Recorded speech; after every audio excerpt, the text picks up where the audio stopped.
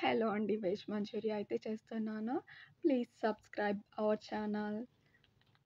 Cabbage తీసేసుకొని ఈ విధంగా గ్రిల్ చేసేసుకోవాలి. దీంట్లోంచి వాటర్‌నంతా తీసేసేయాలి.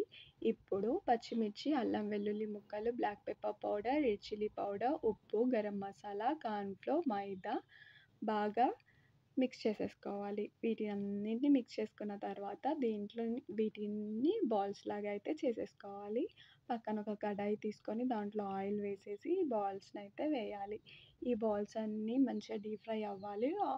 పక్కన పెట్టేసుకోవాలి. దీన్ని మనం మళ్ళీ సెకండ్ టైమ్ కూడా డీప్ ఫ్రై చేసేసుకుంటాం. ఎందుకంటే క్రిస్పీనెస్ కోసం. ఈ విధంగా చేసేసుకొని వీటిని కొంచెం చల్లారనివ్వండి. అప్పుడు మనం ఇంకొక కడాయి తీసుకొని దాంట్లోకి ఆయిల్ తీసేసుకొని దాంట్లో మనం ఇప్పుడైతే